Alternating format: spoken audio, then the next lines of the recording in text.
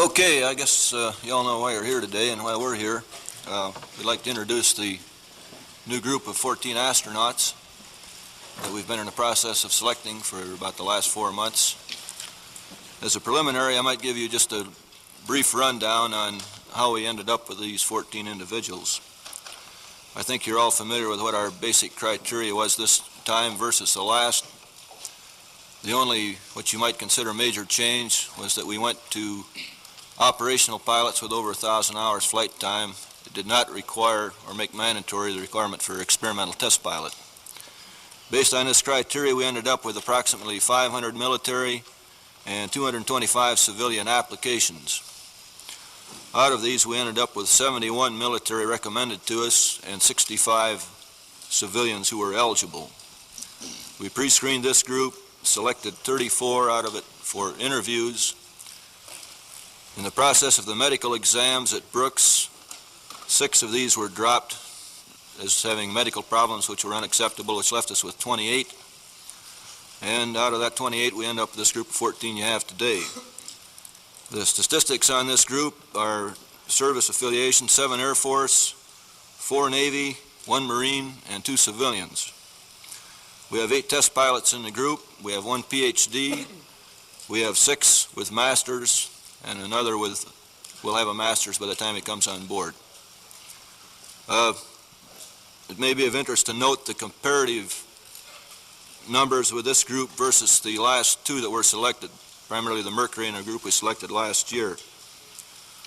The big difference is in total flying time, as you might expect. The Mercury group had 3,500 hours total at time of selection. The latest group has 2,300. The jet time, however, is higher on this group than on the Mercury group, and it's about the same as the last 9. The age, Mercury was 34 and a half at time of selection. The last group, 32 and a half, and this group is 30. And the other big factor is the educational background. Mercury averaged 4.3 years of college. The last group, 4.6. This group is 5.6. Okay, with that, I'll let each individual introduce himself from right to left. I'm Major Edwin E. Aldrin, Jr., United States Air Force, from Montclair, New Jersey. I'm Captain Bill Anders, Kirtland Air Force Base, New Mexico. Captain Charles A. Bassett from Dayton, Ohio. Lieutenant Alan Bean, Jacksonville, Florida, hometown, Fort Worth, Texas.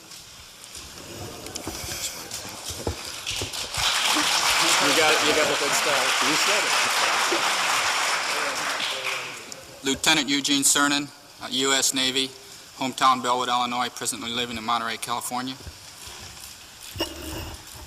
Lieutenant Roger B. Chaffee, U.S. Navy, hometown Grand Rapids, Michigan, presently stationed at Wright-Patterson Air Force Base, Dayton, Ohio. Captain Mike Collins, Air Force, Edwards Air Force Base, California. R.W. Cunningham, civilian. I'm presently residing in Van Nuys, and my hometown is Santa Monica, California. Captain Don Isley, Air Force, presently in Albuquerque, New Mexico. My hometown is Columbus, Ohio. Captain Ted Freeman of the Air Force, stationed at Edwards Air Force Base, hometown Lewis, Delaware. Lieutenant Commander Dick Gordon, stationed at Monterey Postgraduate School, hometown is Seattle, Washington. Russell Schweikart, civilian, hometown is Lexington, Massachusetts. Captain David Scott, U.S. Air Force, stationed at Edwards Air Force Base, California, hometown La Jolla, California. Captain C.C. Williams, United States Marine Corps, stationed at Quantico, Virginia, hometown Mobile, Alabama. Okay, we are open to questioning at this time. If nobody's got any questions.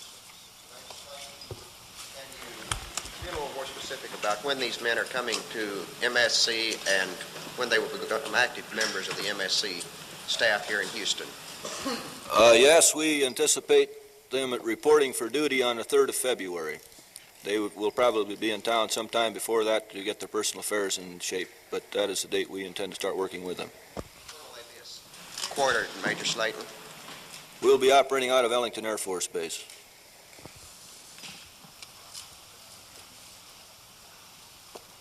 And I can't. If there are any hands up, I can't see them due to these lights. There you are. Deke, how about asking them to start one by one and explain why they volunteered for this? Carry on, Buzz. Well, I'm not sure whether the fact that my mother's maiden name is Moon has anything to do with it or not. Seriously, while at school at MIT, I became quite fascinated with the field of rendezvous, and naturally the Gemini mission intrigued me quite a bit, and I've been devoting quite a bit of my attention to studying various types of guidance for rendezvous, and this just naturally led to my desire as a fighter pilot to extend my abilities into space and to try and couple the educational opportunities that I had into the engineering development of spacecraft.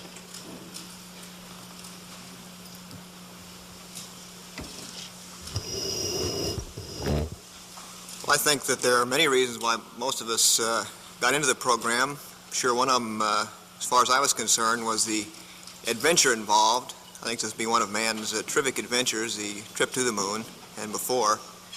It's one of the reasons I joined up. Well, I guess I'd echo Bill's sentiments. In addition, possibly it might be that being a test pilot has always been my desired profession. And this kind of appears to me like it's possibly the pinnacle of professional desire in this sort of field. I've got to go along with Chuck on that. Ever since I was a kid, I wanted to be a flyer and wanted to be a test pilot. And once I became one, this was the next step, and it certainly has interested me, and it looks like it's going to be a terrific program. I think this is one of the most fascinating and challenging opportunities that's really ever come along to mankind in many, many, many generations. And to put it more precisely, I just feel that it's an aviator's dream to be able to be part of a mission such as the total manned spacecraft mission. I'll go along with Gene on that. Speaking from the aviator standpoint, this is the pinnacle of all the jobs that comprise the flying game. And the field or the realm of aerospace and flying has always been a big part of my background and my family life, and it just was natural that I wanted to get into this field. And it's a real challenge to mankind and to all our abilities and the engineers' abilities in the program. Well, I think that landing a man on the moon will be the greatest scientific achievement our country has ever known, and I'd like to be that man, or at least work on the same program with the man who does ultimately end up on the lunar surface. I've spent the last several years working in space sciences and doing research on an unmanned satellite. I consider this a natural culmination of my training and education and background. I don't believe there's any more challenging job facing man today than manned space flight, and that's why I'm here. I think it's a great adventure, probably the greatest adventure of mankind, at least in our century. It's also a logical extension of the test pilot's work, and it's also a chance to be of service, an unparalleled opportunity to serve the country. My reasons are the same, of course. I think we're privileged to live in the era when man will do that of which he has dreamed for generations, for centuries even. And it will be a privilege to take part in any capacity, particularly as a pilot. I knew by the time I got down here it'd be all answered. Nothing more to do but to echo the sentiments of the people ahead of us. I think this is a natural extension of our life's occupation. It's certainly the most challenging endeavor we are faced with to date, and I'm really pleased to be a part of it. I think ever since I can remember, I've looked at the moon and had the desire to go there, but it's only been in recent years that I've realize that stand a chance at actually doing it due to the galloping technology we find here in our country.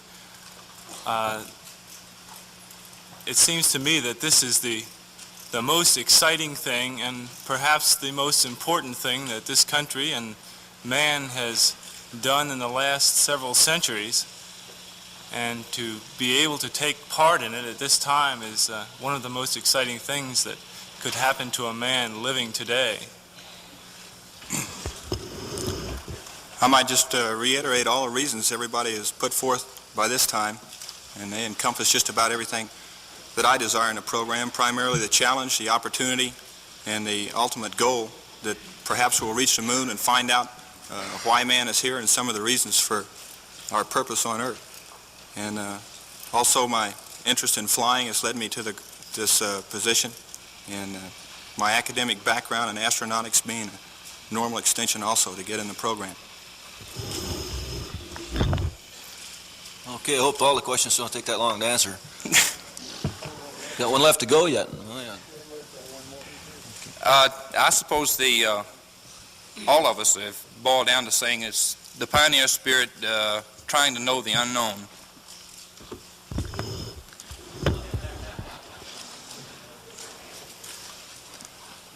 Okay, I guess that got to the end of the line. I'd appreciate it if you'd stand up and you ask a question, because I'm having great difficulty in seeing hands down there through the lights. Dick, maybe you could speak for the group or have some of the group speak. Has there been any kind of a deal made for the personal stories of this third group of astronauts, or will there be, and what's the next step in that direction? Okay, I'll pick up the ball on that one. The contract that was signed this fall, whatever the date was, had a provision to include any new group that came on board, so they are automatically included in this contract. That's correct. Senator Fulbright has questioned the necessity for this moon race, Deke, and he says that this $40-some-odd billion being used in this program to try to get a man on the moon before the Russians, possibly by 1970, might better be used here to improve our economic conditions in this country. Would you comment on this? Well, my obvious answer is I don't agree with him. And I think if you took the line of approach here that you did not spend any of this money on the moon, that doesn't mean that it's going to be spent on whatever anybody else has in mind. I think every program has to stand on its own merits. And you don't pull it out of one thing and automatically dump it to something else just because it then becomes available. What is the military necessity for this? The military necessity for the moon? I missed that part of your question. That's right, for the moon race. Frankly, I'm not sure what the military necessity is. I don't know that we fully realize at this point in time just what we are going to get out of the moon or not get out of it. I think you can envision some military uses for the moon, but that is not the purpose of our program at this time as far as I'm aware of. You said this live field contract automatically covers this group? Yes, sir. Is that with or without their permission? Isn't it possible that they might not want to peddle their certainly. personal story? Okay, this is correct. This is strictly. You want to ask them about it? I don't think we want to ask them about it here, no. I think this is their option, and they'll have to make a decision somewhere along the line. I wouldn't want to ask them to do it today. Would you ask each of them to state their religious preference? Yes, sir. You want to start at the left end of the line?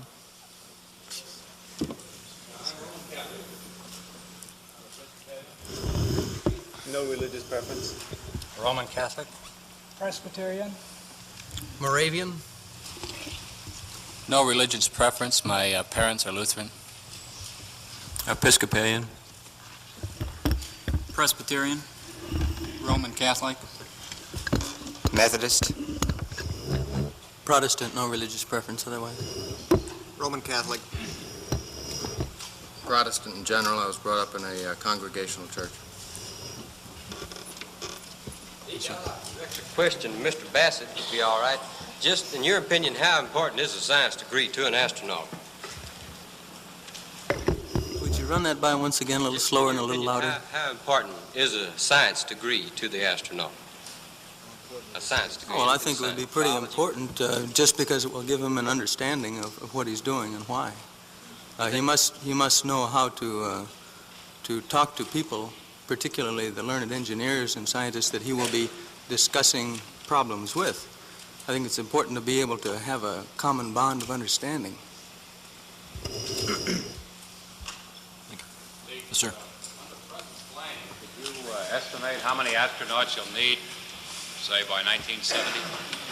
By 1970, the best answer I can give you is that based upon the programs that are now on the boards and being worked on, this group today brings us up through the conclusion of those programs. We assume there will be other programs generated over the years, and of course we will need additional people to cover them.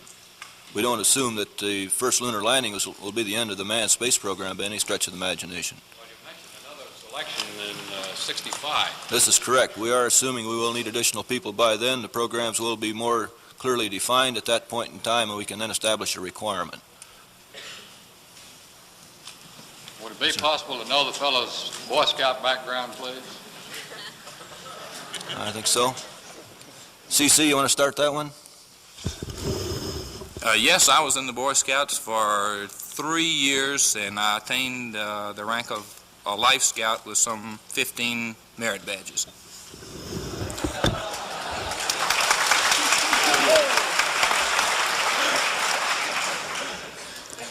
My career is just about the same as CC's. I was about 3 years in the Boy Scouts with a Life Scout rating.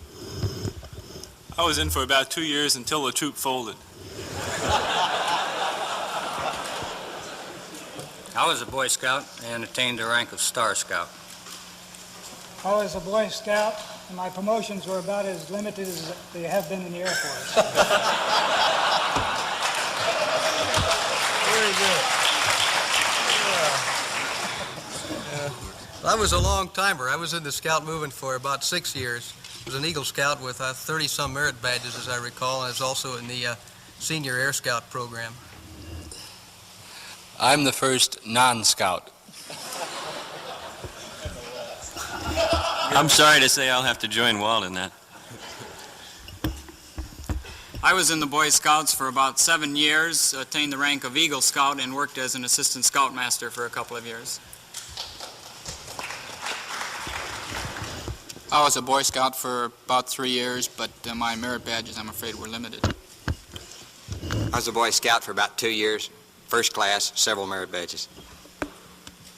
I was a Boy Scout. A Life Scout. I was also a Life Scout. I was just a Boy Scout for a fairly short period of time. I feel that 7 summers that I spent at camp in Maine fulfilled many of the same things that I would have gained from scouting. Do these astronauts have any particular field they want to go into, such as the Gemini project or the Apollo project, or any particular area of interest that they come into this, into NASA and the Manned Spacecraft Center? Well, sir, we selected them to fly Gemini and Apollo primarily because these are the 2 programs we have in being. Well, I meant their personal interests in that particular sense. Well, we hope their personal interest is in both because that's what we hired them for. If you're talking about the technical areas of responsibility, the breakdown within the programs, I don't think we'll make any decisions along those lines for approximately 4 months after they've been brought on board. We'd like to give them a feel for what the programs consist of and find something that appeals to them more than something else. Could you possibly outline how they will fit into the Apollo and Gemini programs, and will they be, say, for instance, fly latter stage Gemini missions into Apollo? Yes, Warren, they'll be integrated into the rest of the group that we have on board at the present time, and we'll use them in the same way. Of course, as you know, we do have people that have more experience in hand right now, and I wouldn't expect any of these gents to fly the first Gemini flight as an example, but we will expect them to fly Gemini flights later on down the line and Apollo flights, the same as the rest of the group. It'll be an integrated operation. We're working with a total pool of 30 pilots now instead of 16, I think is the best way to put it. How do you intend to work the systems engineering training into the Gemini program, or rather into the Apollo program. Will these men be specifically given systems engineering responsibility? Yes, sir. At some point in time, we will have to designate an individual as a systems engineer for a specific flight. And, of course, at that point in time, he will then concentrate more on that phase of the job than any other part of it and become an expert as far as that crew is concerned. Flight thing. I would think so. This is one we haven't really completely resolved yet. It's a little ways down the road, and we've got a lot of systems to define here, yet we're not really sure what the job really consists of at this point in time. I'd like to ask Captain Williams, do you plan in the near future to change your status as NASA's first and only bachelor astronaut?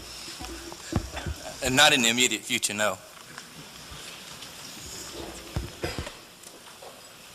Deke, how do you feel on the joint Soviet-U.S. moonshot possibility? The possibilities?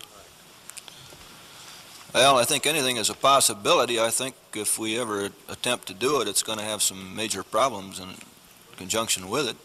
From a technical point of view, we've got the prime problem of integrating an interface, and we have a major problem within this country of getting the interface between a booster and a spacecraft, for example, defined and worked out in any great detail. We start talking in terms of working with a different set of basic dimensions even, such as going from a metric to the English.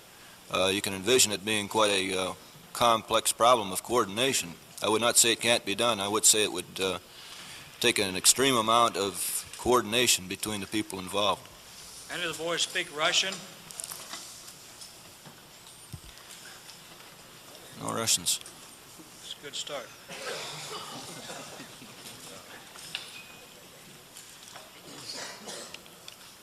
See if I can see. I don't see any other hands up back there. Or do we assume there are no? Oh. Was there any budget limitation that resolved it to just 14 people instead of more? A budget limitation? Yeah. No, sir. It was based strictly upon our best evaluation of our requirements, based on what we know about the programs at this point in time, over the long haul. You knew you were going to have 14 at the beginning? Yes, we did. Would you mind telling us briefly what these gentlemen did all morning, what you briefed them on, and what they had to do when they got together here? Well, I'd hate to take all afternoon to go over what I went over this morning, but the primary object of getting them together this morning was one reason, public relations-wise, to get some photographs of them, to get some film of them and so forth for distribution. I don't know what's going out to you gents or where. And my motive in getting them together this morning was to give them a little more detailed rundown of our internal operations here at MSC than they've had in the past, to let them know exactly what we expected of them and what we expected to do with them once we got them on board. I think that generalizes it fairly well without getting into all the fine details.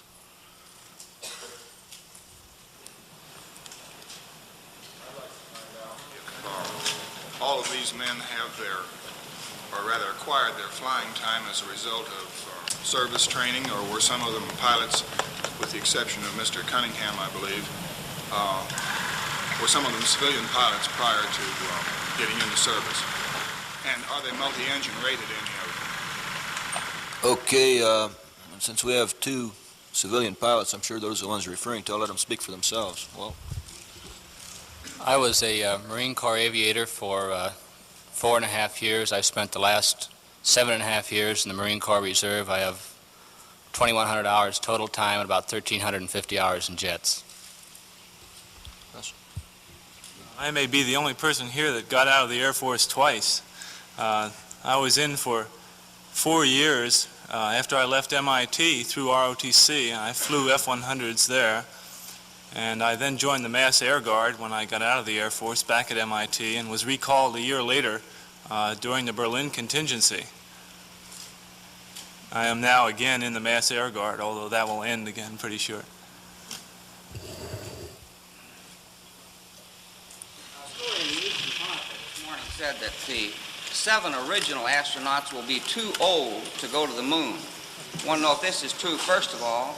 And secondly, another story in the same paper said that the 7 original astronauts will be in the Gemini, and that some of these men will be the second pilot in the Gemini. All right, sir, to take the first one first, we never have and don't intend to admit that we're too old to fly anything. And we have never set an age criteria on our flight crews. We have applied what we think is a reasonable attrition. We know that people are going to develop physical defects as they get older. It's just a natural human process. But we don't think the age in itself is a realistic thing to work with as a cutoff. It should be an individual thing. So the best I can say is that if we have Mercury pilots that are in as good condition as any of the rest of them at the time of the moon shot, they'll probably be on it. And your second part, I believe, was their participation in Gemini, and they will participate in Gemini. We have not selected crews for Gemini flights yet. I wouldn't guarantee you that all Mercury pilots would be first pilots and these gents co-pilots. It could possibly end up the other way around. Could we know, please, who makes up the selection board? I'd prefer not to discuss that. I think we treat this the same as we do a source selection board for any other resource within the program, and I don't think the board can be objective if they're worried about what somebody might think of their decisions. Could you tell us when and how the group was got the final word that they were selected? And number 2, are they all wearing little lapel pins? You can't see them from down here. Tell us what those lapel pins are. You were asking why they have a lapel pin on? What is the lapel pin? Everybody has a lapel pin. The lapel pin is a Gemini space. They were notified that they were selected. They were notified on Monday by telephone by me.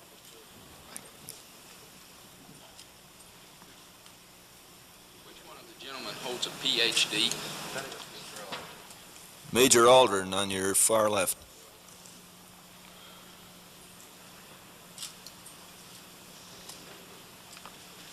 Do you have any more questions?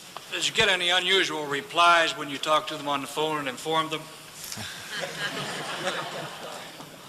Well, I think it was obvious they were all pretty excited about it. Had a little trouble with someone being coherent for a couple seconds. But obviously they were all highly enthused about it. Are there any of the men's parents here at this meeting today? Any what? Any of the men's parents here or wives? I can't answer that. Anybody? Father-in-law are here, Mr. and Mrs. Ragsdale, that are sitting out there in the audience.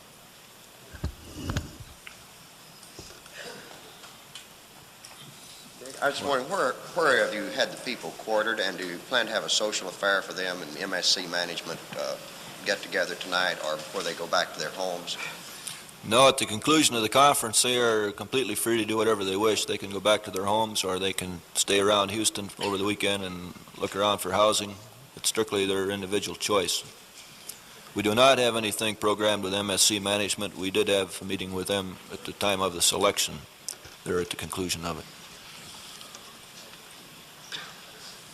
Yes, sir. Deke, has the Air Force indicated in any way that they will use your experience and background in training pilots for their work in Gemini?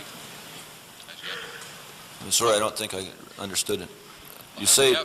Has the Air Force indicated any desire to use the NASA training techniques and elimination techniques in training personnel for their portion of the Gemini program? Okay. No, they have not. I presume at such time as the Air Force gets an active program going to the extent that we have, that they will be quite interested. As you know, they have the aerospace school running at Edwards now.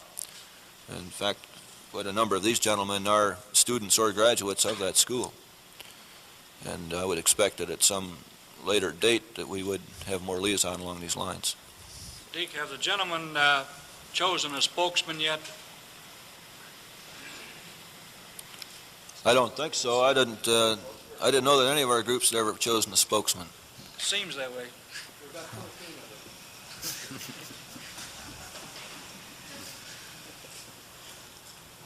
Are all the wives of the chosen astronauts in favor of their having been chosen as astronauts? We understand there is one bachelor astronaut here, but all the married astronauts' wives, are they all in favor? Are they giving us support? Well, I think we'd have to ask each individual on that one. Want to start in with Buzz on your far left? My wife was quite overjoyed at the announcement of my selection. Mine was also quite enthusiastic about it. Same old. I believe mine was the same way. I called her up just a short time ago, and she could hardly talk to me on the phone.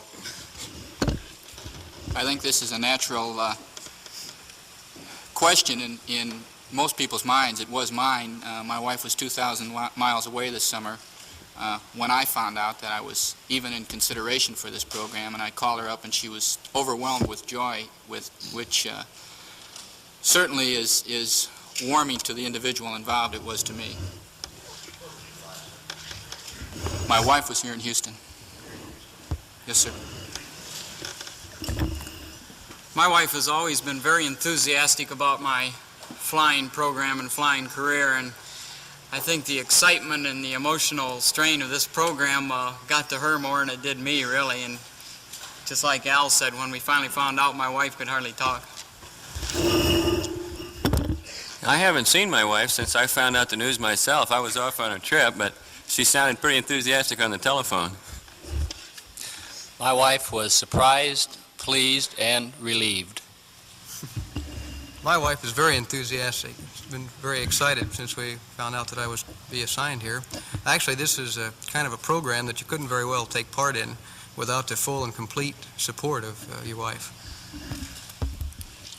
Of course, my wife was enthusiastic too, and I give her credit for me being here today. I think...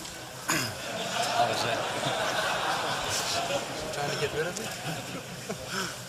I'm sure that none of us would be here without their concurrence. My wife has been behind me and has concurred in all of the important decisions that we have had to make during our lifetime. Well, when this all started out, my wife didn't think I had a chance with the spelling of my name here. You can't have an astronaut with the name of Schweikart. But when it got to the point where I might be chosen, she was very enthusiastic, and in the end, I think she'd have been more disappointed than I if I hadn't made it. As I believe it is with all of us, my wife was 100% behind me and the program. Well, none of my lady friends have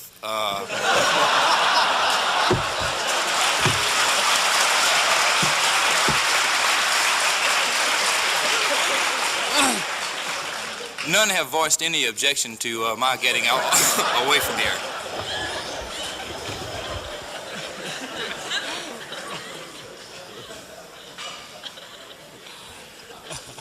Do we have any other questions?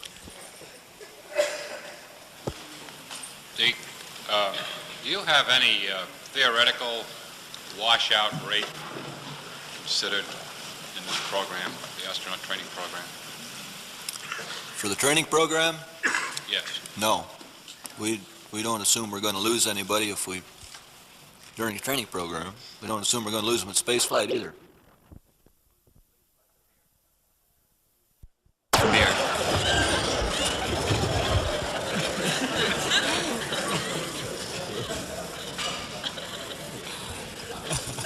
Do we have any other questions?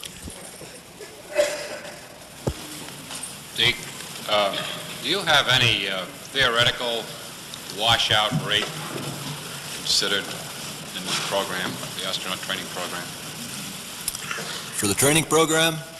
Yes. No. We don't assume we're going to lose anybody during the training program. We don't assume we're going to lose them in space flight either. We think the thing we're probably going to lose people on is physical examinations more than any one thing. Well, then you don't select numbers considering an overage on the basis that some. Yes, we have a question. I'm sorry. Yeah, we've selected more than we'd have to. In other words, we've got more people than we need to plug in on a flight-to-flight basis. We've got to have cushion for just general planning purposes. Is there a figure or a number for that?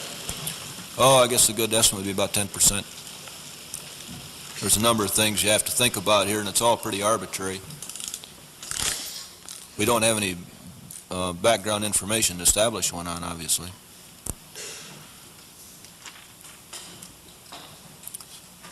there any other questions? Okay, Deke, I think they're all out of, are they all out of questions? Here we are. One more, Deke. There. What do you envision will be the training program for the third group of men by the time they get on board for, say, the first 6 months or a year? Okay, it'll be quite similar to the way we started off the last group of 9. We anticipate around 4 to 5 months of fairly intensive academic training in the field of astronautics, orbital mechanics, selenology, the whole business that we've already gone through that you're aware of. And in conjunction with this, we will give them systems briefings on the systems that we are flying, bring them up to speed on the spacecraft and the boosters, and have some orientation tours around to the various facilities that are manufacturing these things. So this will consume about the first 5 months, and then from that point we'll get on into the integration, into the design type integration that the rest of us are engaged in now. By the time this 6 months is over with, or is the Apollo design not set that definitely yet? No, none of these things ever get set in concrete up to the day you fly them. It's a continuous process, and even after you fly them, you change them based on what you learned on that flight. So it's a continuous effort. Speaking of integration, was there a Negro boy in the last 30 or so that you brought here for consideration? No, there was not.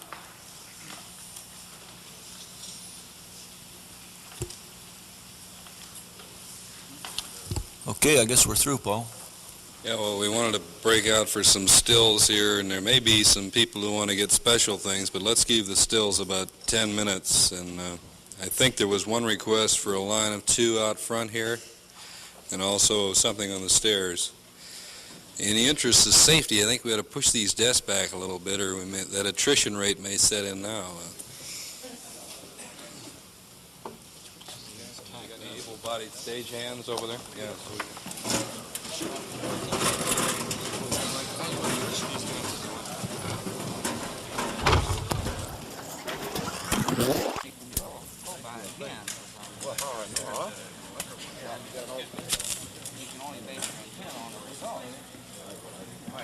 That's Shirley.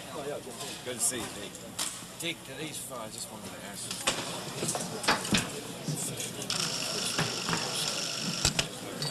You know, I have mine, you know, no, well, I just, thought if anything came up, I can work through you or bring it up to you. No, I don't know. I just want to meet you. We met at Mr. Johnson, but I just want to know. I'll work through you. Thanks, dude.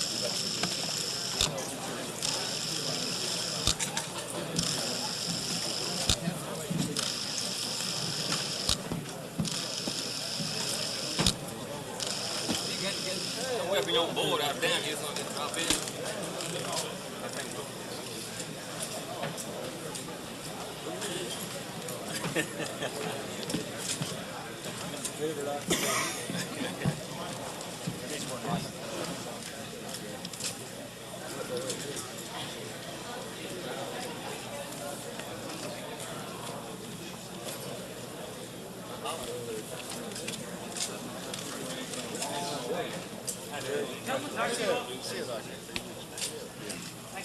What is the day? Do you know? 18.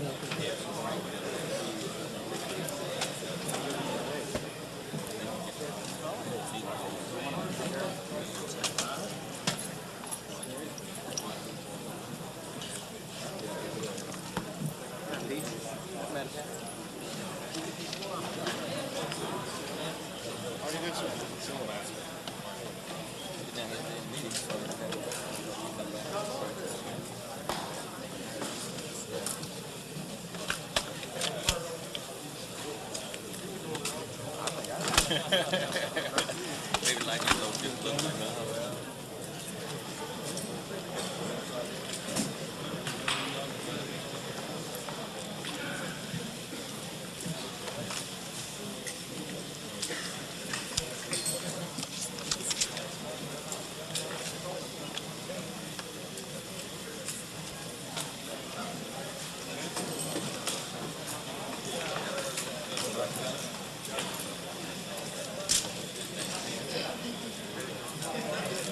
Hey,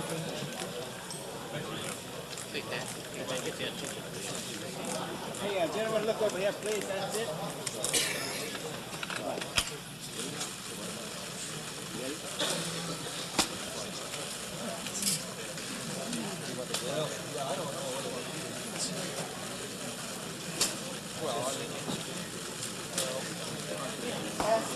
I just answered the Boy Scout question. Al, yeah. Al, can I chat with you once you get off this? Al. Where's the door?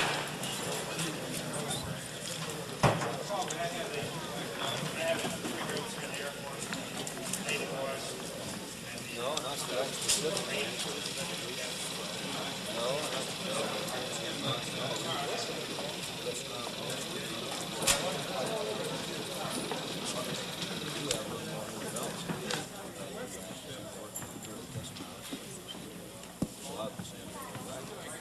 This group, we've got some guys in they're the ones with lower education level, and all of them that are not first class. So it's we've got a pretty strong line. Both pretty good in both areas. There wasn't any, this guy is the other one.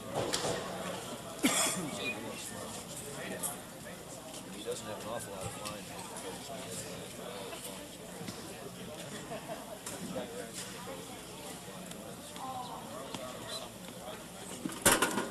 Say, John, congratulations. Hey, I'm hi, glad to good see to you're see a you. new How are you, astronaut. Doc? Yeah. I'm real glad to see you up here.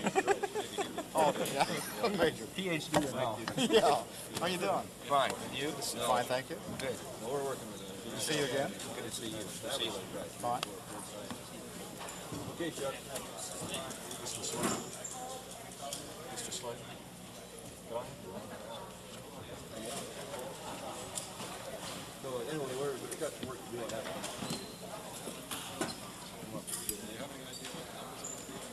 Let's just let me keep it. I have to leave the cars. I'm gonna lock them.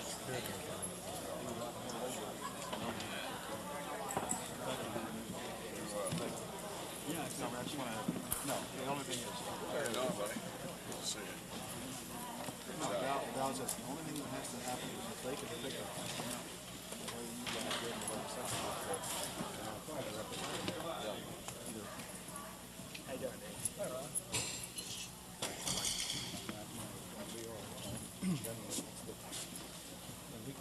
Yeah. Right. We'll see you later.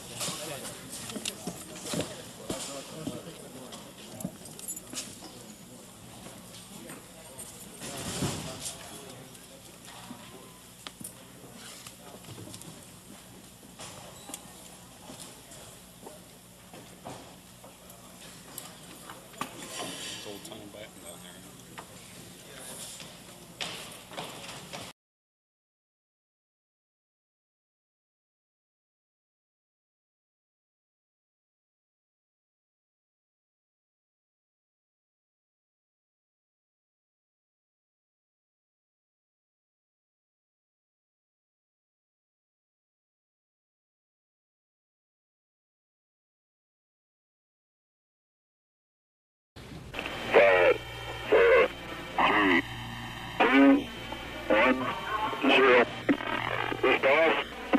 All right, liftoff, and the clock has started.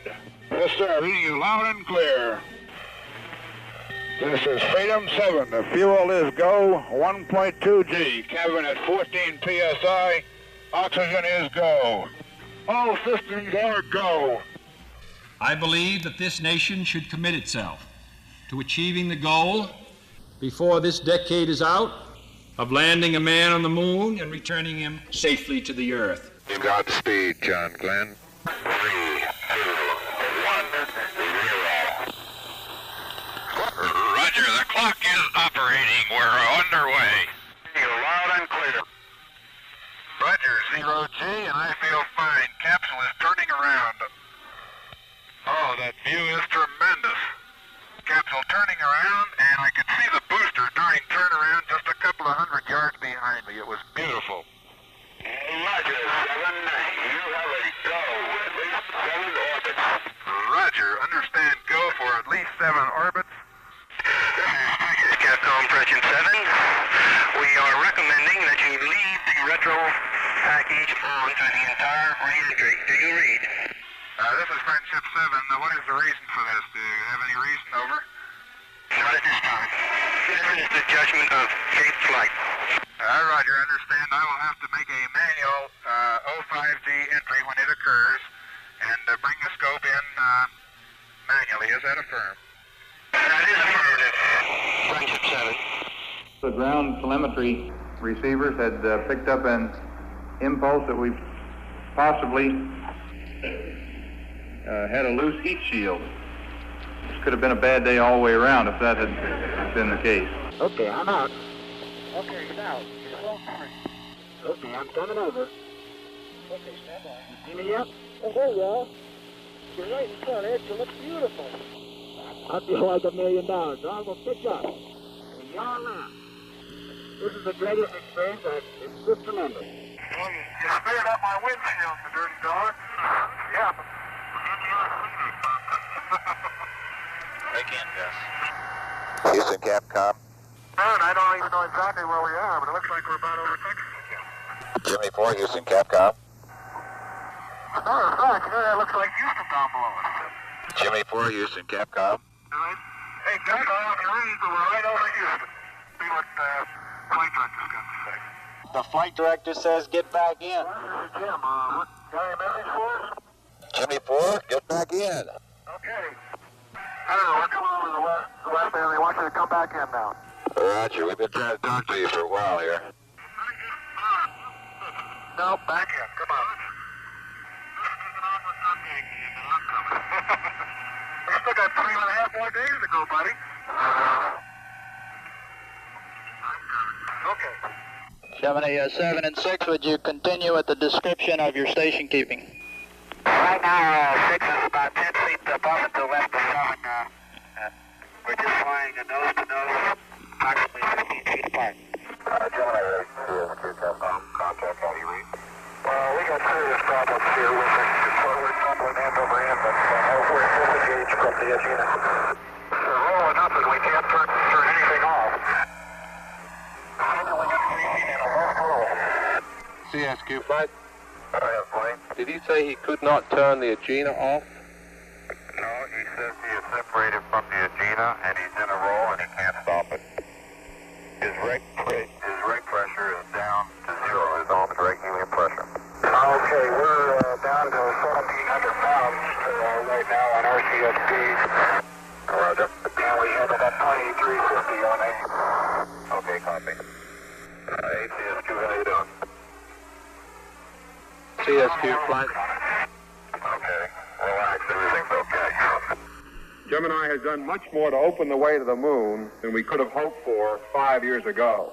Gemini has demonstrated the feasibility of almost everything we plan to do in Apollo, except land softly on the moon and return safely through the Earth's atmosphere at 25,000 miles an hour. Saturn V is required to inject Apollo into the atmosphere at such speed. But Surveyor has demonstrated techniques for a soft landing on the moon and for effective operation from the lunar surface. Perhaps most important of all, we're amassing a great wealth of operating experience and operating skills. It would be difficult to overstate what it means to the American space effort to be starting the Apollo program with Gemini experience already available to us. We will open the manned flight phase of the Apollo program with a seasoned team with lettermen at key positions. 10, 9, we have ignition sequence start. The engines are on. 4, 3, 2, 1, 0. We have commit. We have liftoff. Liftoff at 7:51 a.m. Eastern Standard Time. Apollo 8 coming to you live from the moon. Moon is a different thing to each one of us. I know my own impression is that it's a vast, lonely, forbidding type existence or expanse of nothing. We are now approaching lunar sunrise, and for all the people back on Earth, the crew of Apollo 8 has a message that we would like to send to you. In the beginning, God created the heaven and the earth. And the earth was without form and void, and darkness was upon the face of the deep. And the Spirit of God moved upon the face of the waters. And God said, let there be light. And there was light. And God saw the light, that it was good. And God divided the light from the darkness. And God called the light day, and the darkness he called night. And the evening and the morning was the first day. And God said, let there be a firmament in the midst of the waters. Let it divide the waters from the waters. And God made the firmament, and divided the waters which were under the firmament, the waters which were above the firmament. And it was so. And God called the firmament heaven, and the evening and the morning was the second day. God said, let the waters under the heaven be gathered together into one place, and let the dry land appear. And it was so. And God called the dry land earth, and the gathering together of the waters called he seas. And God saw that it was good. And from the tree of Apollo 8, we close with good night, good luck, a Merry Christmas, and God bless all of you on the good earth. 10, 9, ignition sequence start. 6, 5, 4, 3, 2, 1, 0. All engine running. Liftoff. We have a liftoff. 32 minutes past the hour. Liftoff on Apollo 11. Roger, got a roll program. Tower cleared. Roger, roll.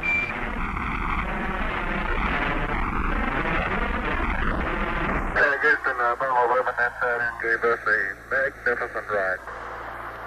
Roger, 11, we'll pass that on, and it certainly looks like you're low on your way now. Roger, Eagle, then dock. Roger. Looking good. We are now coming up on 30 seconds to acquisition of the command module. And we'll stand by for that event. Columbia, Houston, over. Houston, Columbia, reading you loud and clear. How me? Roger, bye-bye, Mike. How did it go? Over. Listen, Dave, everything's going just swimmingly. Beautiful. Great. We're standing by for Eagle. Good Eagle, how do you read? Eagle, Houston, we rig you now. You're go for PDI, over. Roger, understand. 1, 0. Mission 10%. We're still go, altitude 27,000 feet. Same alarm, and it appears to come up when we have a 1668 up. Roger, copy. Drop down one time. Roger, copy, throttle down. Set him in the simulator. Roger. Altitude now 21,000 feet, still looking very good. Velocity down now to 1,200 feet per second. You're looking great to us, Eagle. Okay, I'm still on flu, so we may tend to lose as we gradually pitch over. Let me try auto again now, see what happens. Roger. Okay, looks like it's holding. Roger, we got good data. We're go, think high, we're go. 2,000 feet, 2,000 feet, into the ag, 47 degrees. Roger. 37 degrees. Eagle looking great, your go. 1,400 feet, still looking very good. Roger, 1202, we copy it. Altitude, velocity, light. 3.5 down, 220 feet. 13 forward. 11 forward, coming down nicely, 200 feet. 4.5 down, 5.5 down. 160 feet, 6.5 down, 5.5 down. 9 forward. 20 feet. 100 feet, 3.5 down, 9 forward. 5%. 185. Okay, 75 feet. Guys looking good, down a half. 6 forward. 60 seconds. Lights on. 6. Down 2.5. Forward. Forward. 20 feet down, 2.5. Picking up some dust. 30 feet, 2.5 down. Big shadow. 4 forward. 4 forward, just into the right a little. 2.5. 30 seconds forward. Good. Ready?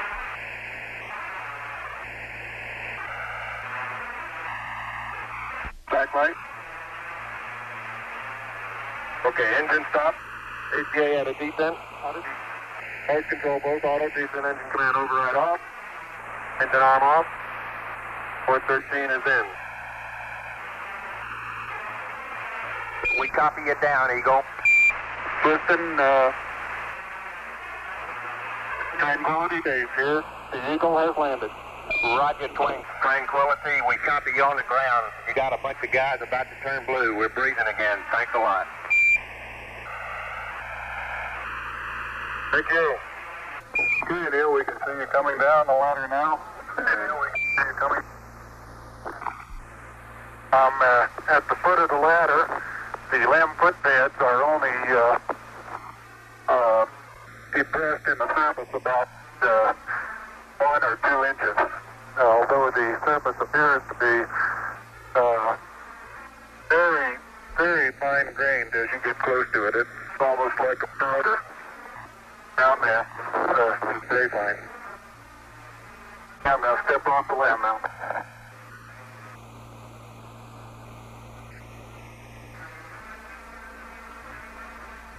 That's one small step for man,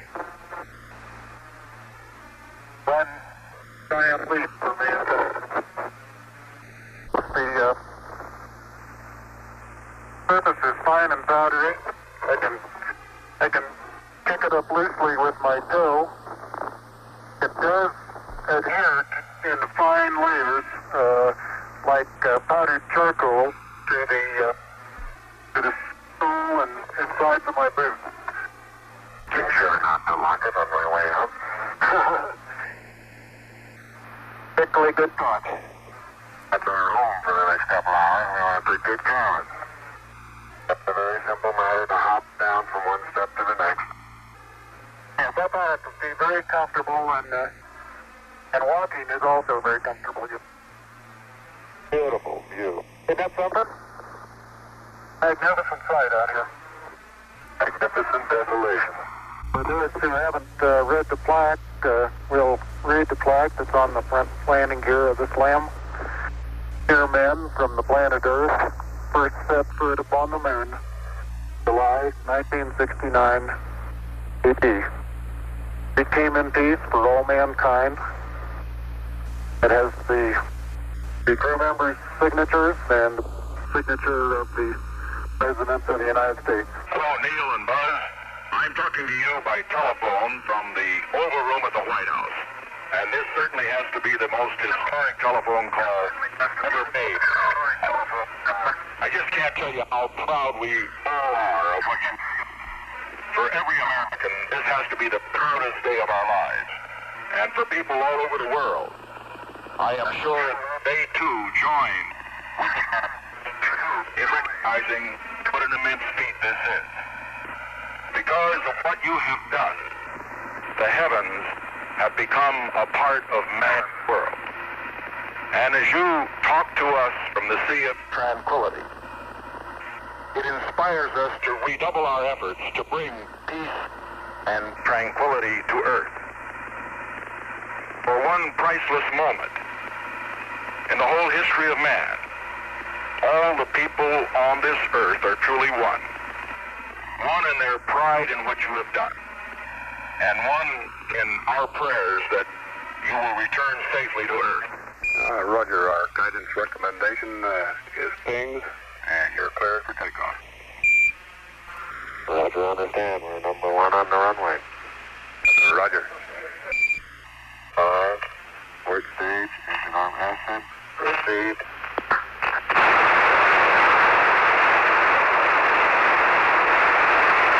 Beautiful. 26, 36 feet per second up. 5 little pitch over. Very smooth. Balance couple off. Very quiet ride.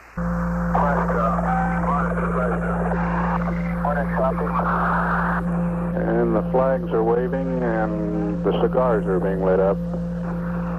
And clear across the big board in front is President John F. Kennedy's message to Congress of May 1961. I believe that this nation should commit itself to achieving the goal before this decade is out of landing a man on the moon and returning him safely to Earth.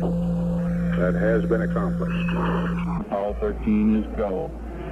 We have commit and we have liftoff at 2:13. Hey, Houston, we've had a problem here. Can say again, please.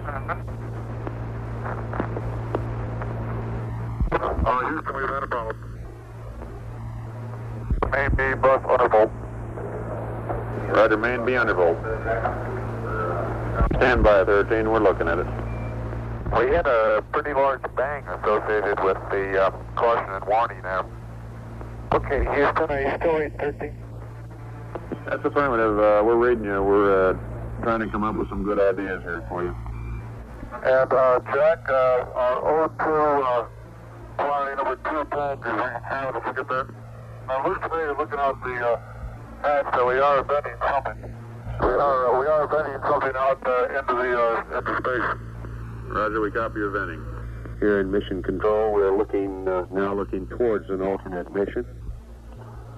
Swinging around the moon and using the lunar module power systems because of the situation that has developed here this evening. It's not a very long procedure, Fred. We figure we've got about 15 minutes worth of power left in the command module, so we want you to start getting over in the limb and getting some power on that. Okay. As we have an apparent serious oxygen leak in the cryogenic oxygen in the service module. The lunar module would serve as a sort of lifeboat for the crew of Apollo 13.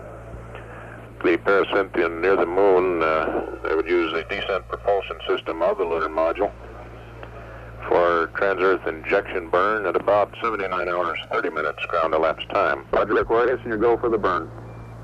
50%. Okay, Aquarius, you're looking good. Copy that. Service module separation at 138 hours, 2 minutes, 8 seconds.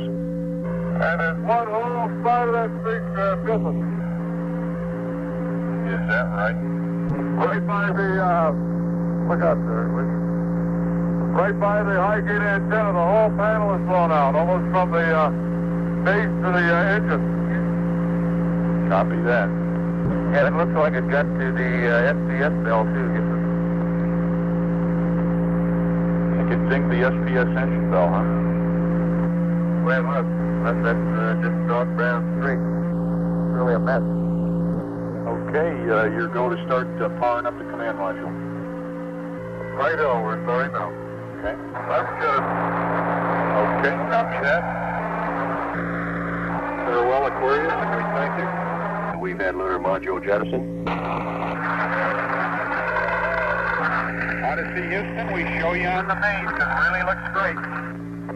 Extremely loud applause as Apollo 13 on main chutes comes through loud and clear on the television display here. Apollo 1 observes splashdown at this time. Another cheer in the control room as we had splashdown. You might recognize what I have in my hand as the handle for the contingency sample return. It just so happens to have a genuine 6 iron on the bottom of it. In my left hand, I have a little white pellet that's familiar to millions of Americans. Drop it down.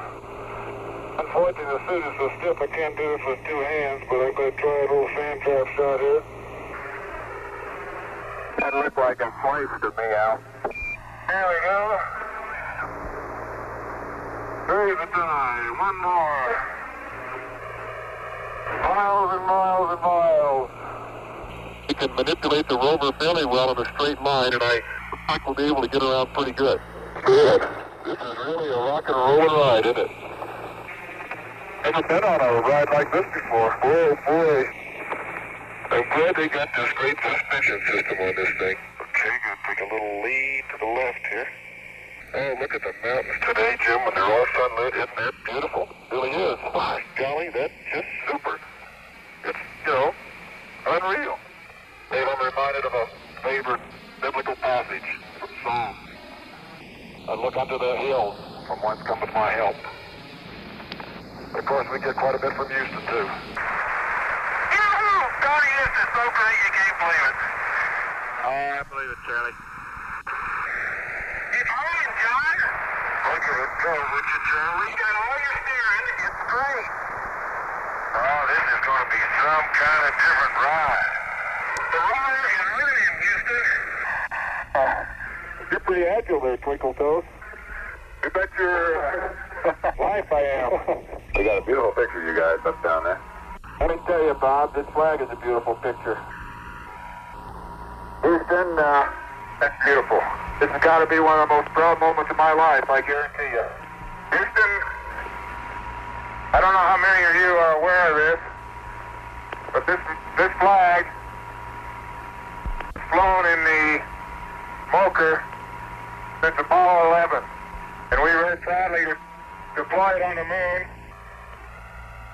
to stay for as long as it can.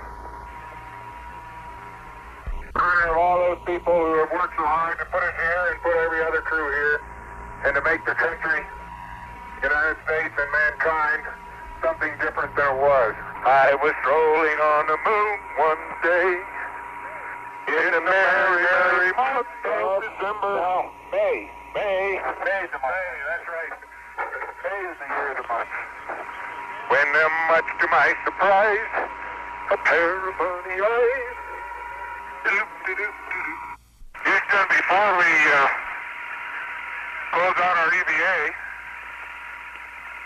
we understand that there are young people in Houston today, young people from countries all over the world. Probably one of the most significant things we can think about when we think about Apollo is that it has opened for us being the world, a challenge in the future. The door is now cracked, but the promise of that future lies in the young people, not just in America, but the young people all over the world, learning to live and learning to work together. In order to remind all the peoples of the world, in so many countries throughout the world, that this is what we all are striving for in the future, Jack has picked up a very significant rock, typical of what we have here in the valley of Torres Vedras. It's a rock of all sizes and shapes, fragments of all sizes and shapes, and even colors that have grown together and become a cohesive rock, outlasting the nature of space, sort of living together in a very coherent, very peaceful manner. When we return this rock, or some of the others like it to Houston, we'd like to share a piece of this rock with so many of the countries throughout the world. We hope that this will be a symbol of what our feelings are, what the feelings of the Apollo program are, and a symbol of mankind that we can live in peace and harmony in the future. A portion of a rock will be sent to a representative agency or museum in each of the countries represented by the young people in Houston today. To commemorate not just Apollo 17's visit to the Valley of Torres Vedras, but as an everlasting commemoration of what the real meaning of Apollo is to the world, we'd like to uncover a plaque that has been on the leg of our spacecraft that we have climbed down many times over the last 3 days. And I'll read what that plaque says to you. The words are, "Here man completed his first exploration of the moon, December 1972 AD. May the spirit of peace in which we came be reflected in the lives of all mankind." This is our commemoration that will be here until someone like us, until some of you out there who are the promise the future come back to read it again and to further the exploration and the meaning of Apollo. And as I take man's last step from the surface, America's challenge of today is forge man's destiny of tomorrow. And as we leave the moon in Taurus literal, we leave as we came, and God willing, as we shall return with peace and hope for all mankind. Godspeed the crew of Apollo 17. This circuit, known up until now as Gemini Control, then Apollo Control, will reappear as Skylab Control in the spring. T-minus 7, 6, 5, 4, 3. Engine sequence start. 2, 1, 0. We have launch commit and we have liftoff. Skylab Houston through the Vanguard. How do you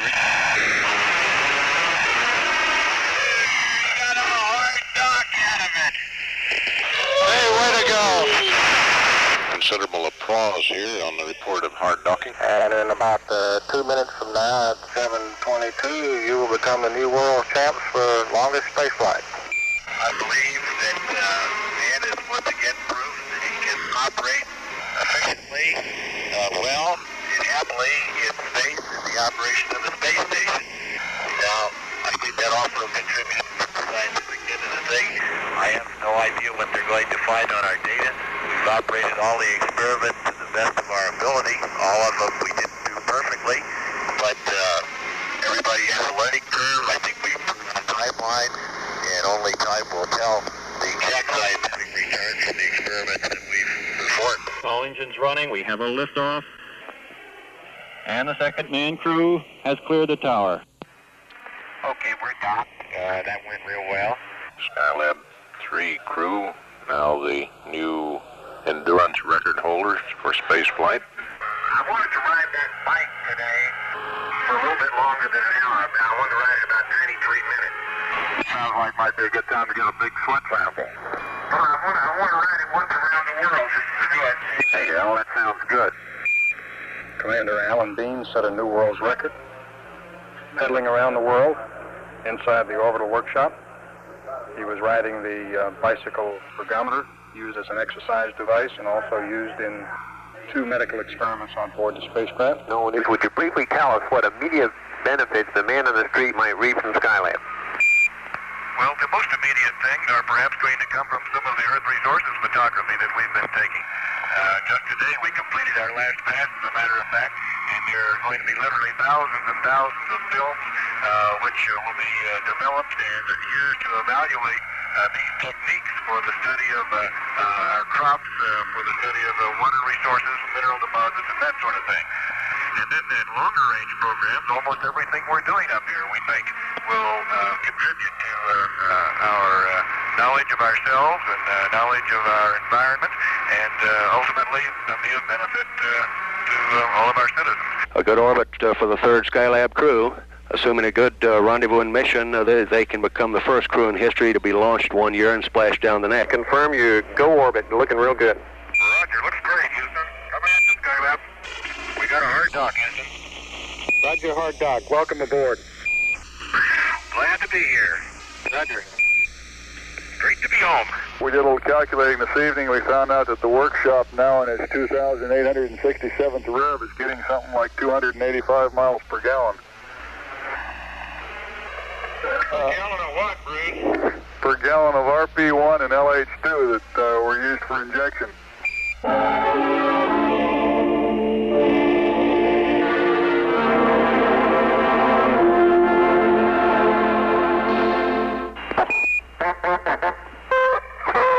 Happy New Year, guys.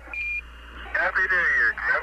You 3 guys last evening at a time of 0546 Zulu became the undisputed world space champions. You passed Al Bean's total flight time record, and that record was 69 days, 15 hours, 45 minutes, and 29 seconds. Beautiful. You sure got a pretty country, Houston. That it is. It's been a real useful machine, Chris. I hate to think we're the last guys to use it. Yes, yes. Well, did a good job. Served its purpose. Soyuz has now been inserted into orbit. This is Moscow Mission Control. We have a liftoff. All engines building up thrust. Moving out. Clear the tower. And we got the beautiful sight. Santa Tennis is worth waiting 16 years for. Hey, Dick, we've got Soyuz the Sexton. Hey, super. Apollo Houston, I got 2 messages for 13 Houston, go at 30 seconds. roll complete and we're pitching. Roger that. Stand by for mode 1 Bravo. Mark 1 Bravo. 1 Bravo. Command. Altitude 1.2 miles. Velocity 1,500 feet per second.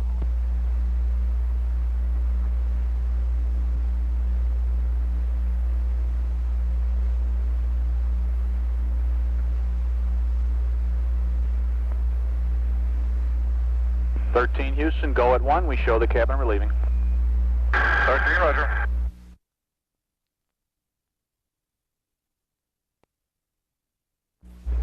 Houston, stand by for S4B to COI capability. S4B to COI, roger. Roger, you've got it now, Jim. We've got S4B to COI. Booster reports that the inboard engine shutdown was a bit early. We're continuing to burn on the 4 outboard engines. 13. Go at 6.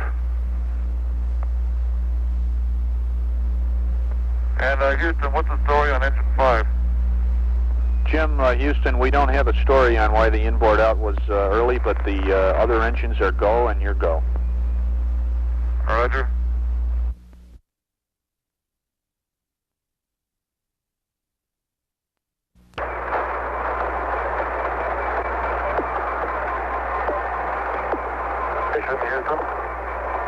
Copy that, Jim. Good deal. Copy that, Jim. Good deal.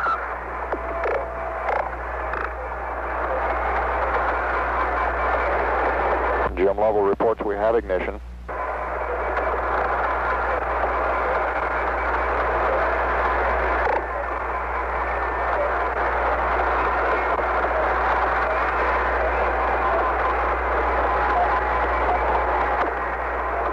Lovell's report would indicate we had very close to on-time ignition.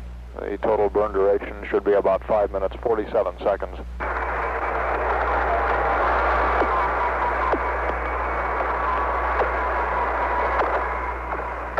Okay, so far.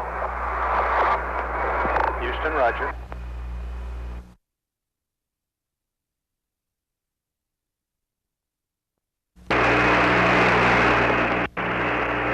We're hard docked, Houston.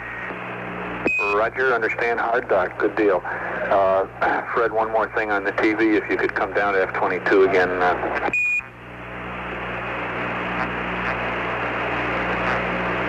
Okay, you got F-22 again.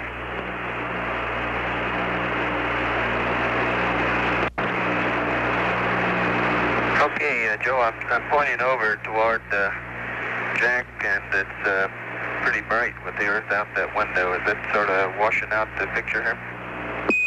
No, Fred, it's not. We've got a bright spot where the window is. The rest of you are semi-silhouette. It's a pretty impressive picture.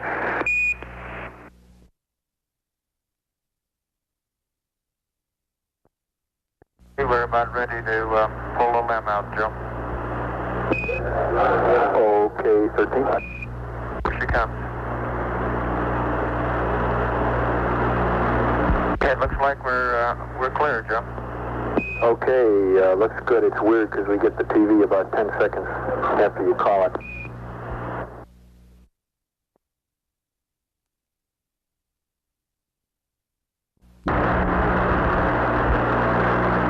Okay, Houston, we have the S4B in sight. You go to maneuver the S4B. Houston, roger that. Joe, we can see it start to move. However, there doesn't seem to be a lot of debris or vapor coming out of it. Roger that, Jack. Booster says that's great. He says the booster's doing its thing normally. Concur, we don't see much on the television at all.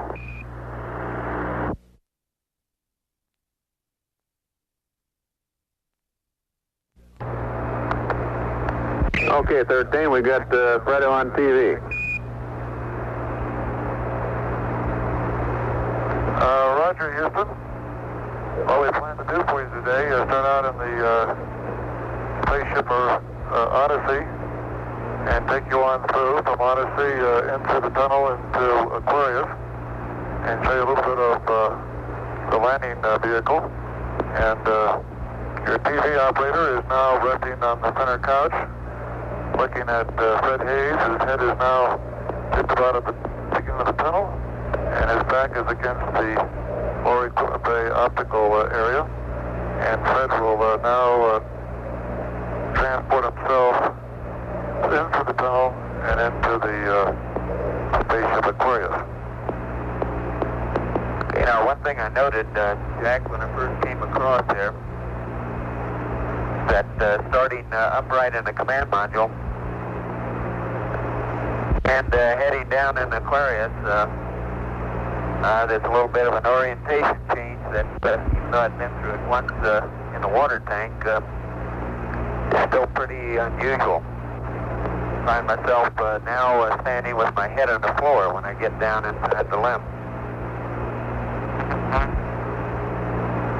That's a great picture, Jim. You got the light just right. The nice things, Jack, particularly for a novice like myself, is the ease of moving around in here. It's, of course, as you know from working in the command module simulator, it's really quite a boon to have zero gravity as an aid. It's confining really at 1G to move around very much in there, and it's quite easy. The limb, as you can see, it looked pretty clean. I found a couple of loose washers, about it, and a little plastic cap off the sequence camera had come loose, and I found it lodged over by the ED panel. Okay,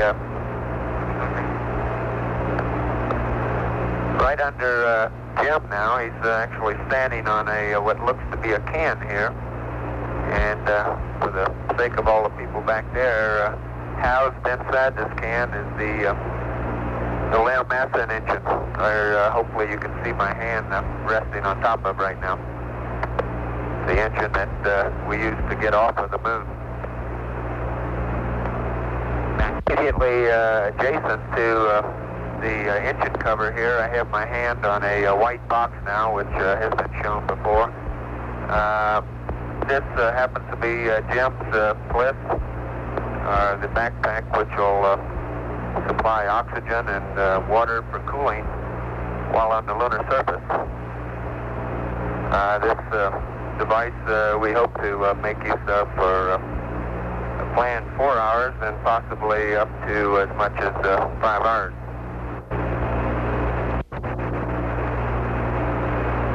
Okay, Houston, for the benefit of the television viewers, we've just about completed our little inspection of Aquarius, and now we're proceeding through the hatch again and through the tunnel and going back up the Odyssey.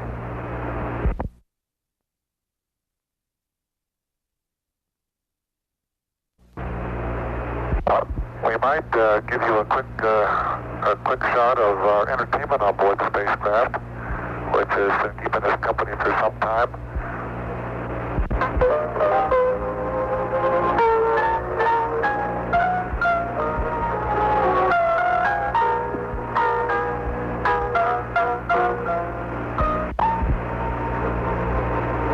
This little tape recorder has been a big benefit.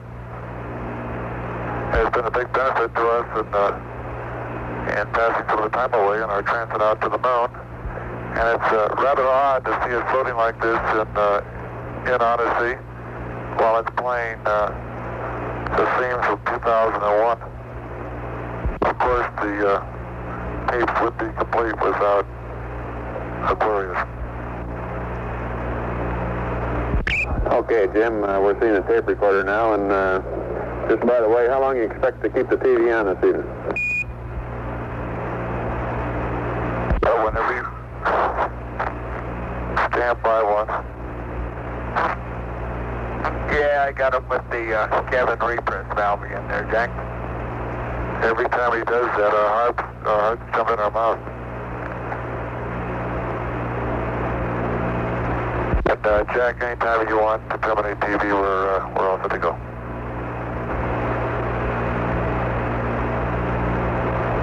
Okay, Jim, it's been a real good TV show. We think we ought to conclude it from here now. What do you think? Roger, sounds good. And this is the crew of Apollo 13. Wish everybody there a nice evening. And we're just about ready to close out our inspection of Aquarius and get back for a pleasant evening at Odyssey. Good night. Thank you, 13.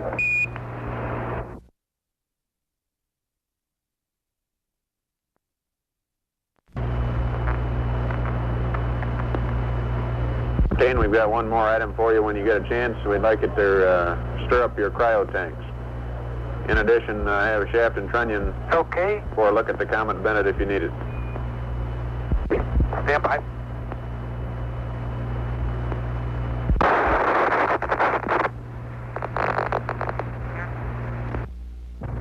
Okay, Houston, we've had a problem here. Can say again, please. Houston, we've had a problem. Main B bus undervolt. Roger, main B undervolt. Stand by, 13. We're looking at it. Okay, right now, Houston, the voltage is looking good.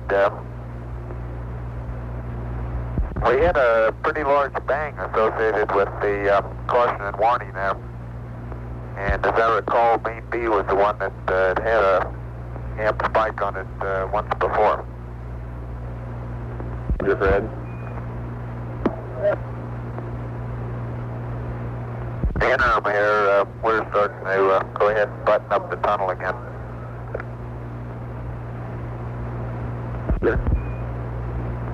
Yeah, that jolt must have rocked the sensor on, see now in O2 quantity 2, it was oscillating down around 20 to 60%. Now it's full scale high again.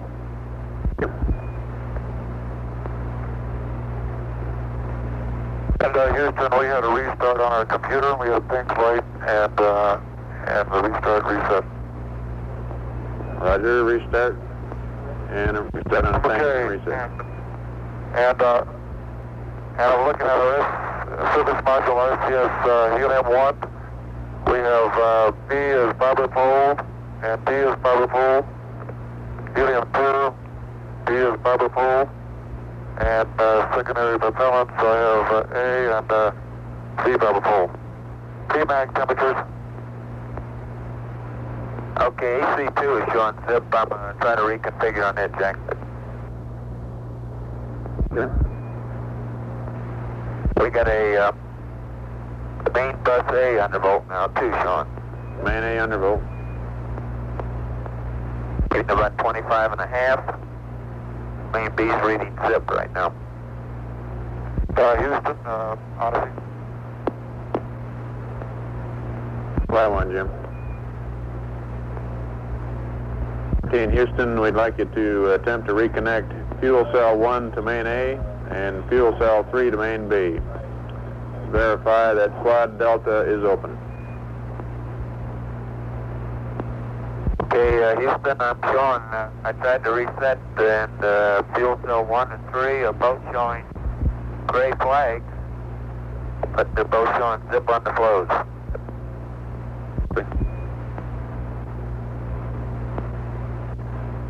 Okay, Houston, are you still 813? That's affirmative. We're reading you. We're trying to come up with some good ideas here for you. Okay, let me give you some reading, okay, in the interim to help main A voltage, Jack. I've got bus tie AC on. Say again, Fred? Interim to help out main A voltage, I've got main bus tie bad AC on. How would you rather accept the 25 volts we're seeing on main A? Okay, bus tie AC on. Okay, in Houston, we need Omni Charlie, please.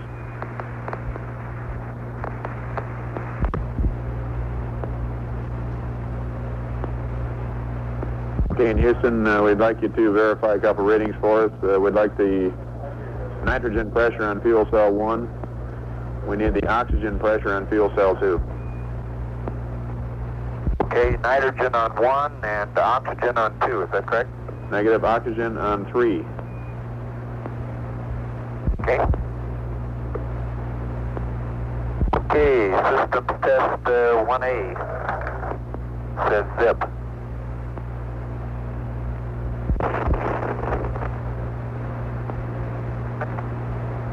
And 2 Baker, which is 3 oxygen, says 0.6. 2 Baker says 0.6, and say again the other one. Fuel cell 1 nitrogen reads 0. Roger, 0. Okay, in Houston, we'd like you to open circuit fuel cell 1. Leave 2 and 3 as is. Okay, I'll get to work on that. And Jack, our O2 quantity number 2 tankers, we can zero. Did you get that? O2 quantity number 2 is 0. That's AC, okay. Yeah, that's because of AC. And it looks to me, looking out the hatch, that we are venting something. We are venting something out into space. Roger, we copy your venting. It's a gas of some sort.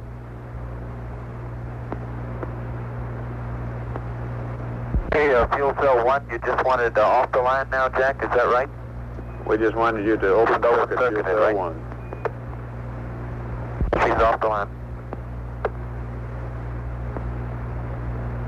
Well, Control Houston, this rapid exchange of conversation you've heard, the main B bus is off the line. Fuel cells 1 and 3 also off the line. Fuel cell 2 is presently on the line.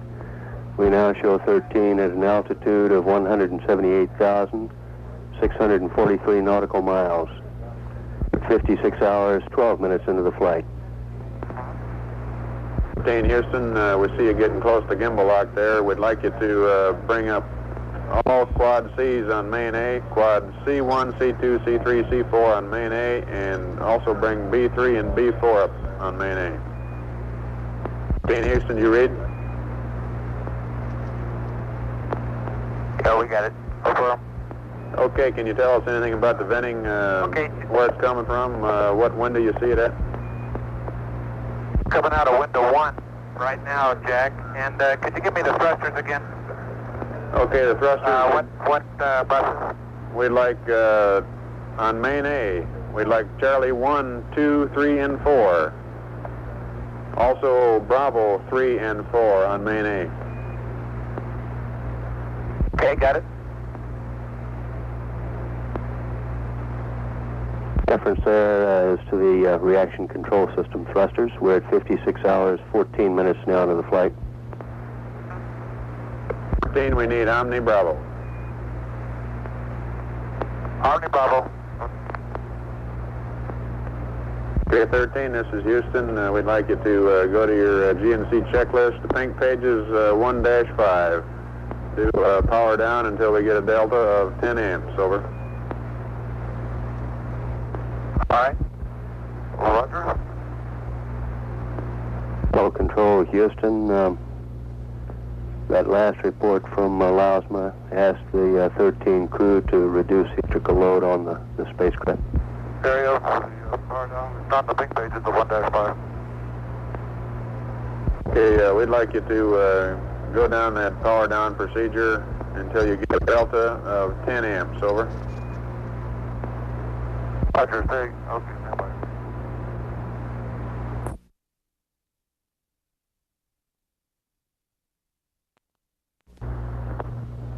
This is Apollo Control Houston, 57 hours, 11 minutes. 4.1.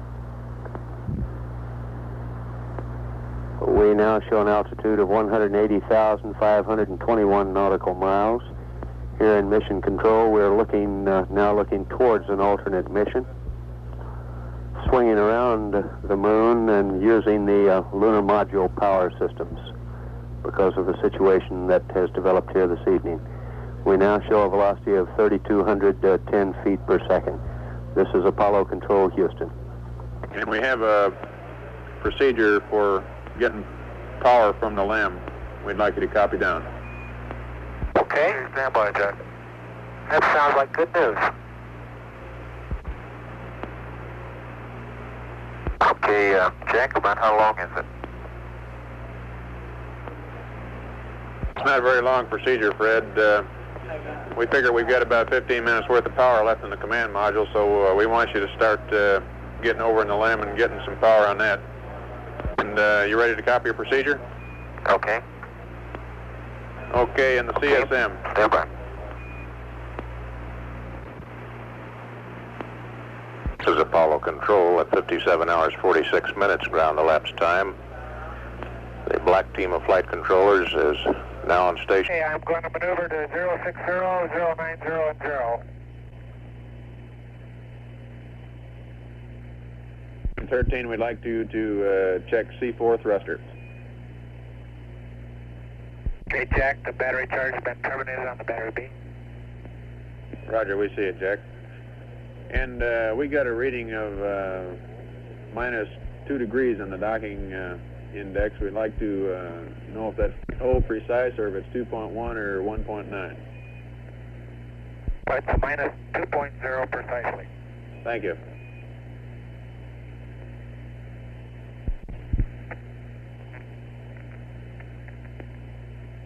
Kane, we've got one more item for you when you get a chance. We'd like it to stir up your cryo tanks. In addition, I have a shaft and trunnion for a look at the Comet Bennett if you need it. Stand by.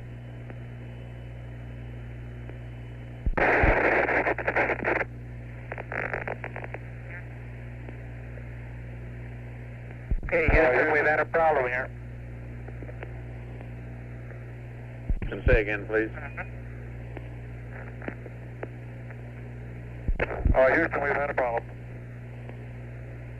Main B bus undervolt. Roger, main B undervolt. Stand by, 13, we're looking at it. Okay, right now, Houston, the voltage is looking good. We had a pretty large bang associated with the caution and warning there.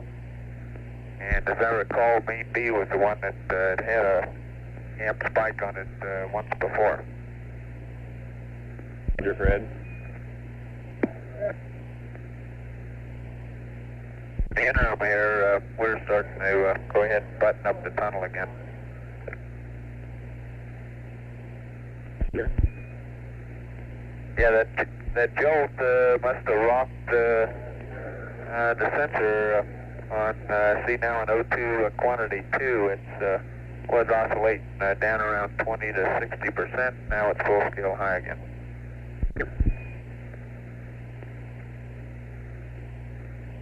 And Houston, we had a restart on our computer. We had pink light and the restart reset. Roger, restart. And restart on a ping reset. And I'm looking at our service module RCS helium-1. We have B as barber pole and D as barber pole. Helium-2, D as barber pole. And secondary propellants, I have A and C barber pole. P-mag temperatures. Okay, AC2 is showing zip. I'm trying to reconfigure on it, Jack. Sure. We got a main bus A undervolt now, too, showing. Main A undervolt. Getting about 25 and a half. Main B's reading zip right now. Houston, Odyssey. Fly one, Jim. Okay, in Houston, we'd like you to attempt to reconnect fuel cell 1 to main A and fuel cell 3 to main B. Verify that quad delta is open. Okay, Houston, I'm showing, I tried to reset, and fuel cell 1 and 3 are both showing gray flags, but they're both showing zip on the flows.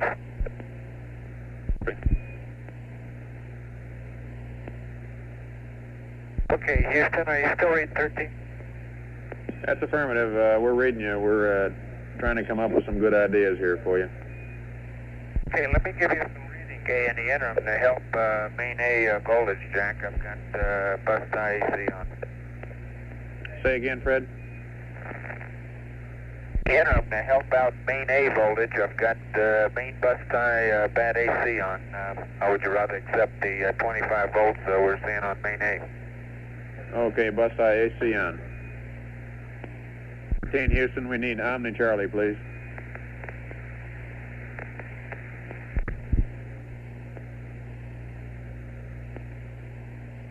In Houston, we'd like you to verify a couple readings for us. We'd like the nitrogen pressure on fuel cell 1. We need the oxygen pressure on fuel cell 2.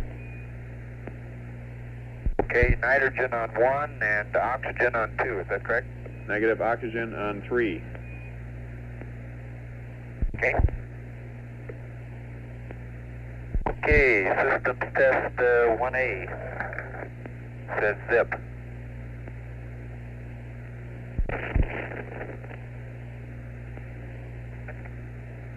And 2 Baker, which is 3 oxygen, says 0.6. 2 Baker says 0.6, and say again the other one. Fuel cell 1 nitrogen reads 0. Roger, 0. Okay, in Houston, we'd like you to open circuit fuel cell 1. Leave 2 and 3 as is. Okay, I'll get to work on that. And Jack, our O2 quantity number 2 tank is reading 0. Did you get that? O2 quantity number 2 is 0. That's AC, okay. Yeah, that's because of AC. And it looks to me, looking out the hatch, that we are venting something. We are venting something out into space. Roger, we copy your venting. It's a gas of some sort.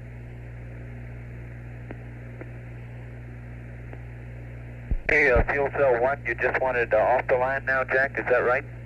We just wanted you to open circuit fuel cell right? 1. She's off the line. Low control, Houston. This rapid exchange of conversation you've heard, the main B bus is off the line. Fuel cells 1 and 3 also off the line. Fuel cell 2 is presently on the line. We now show 13 at an altitude of 178,643 nautical miles. 56 hours, 12 minutes into the flight.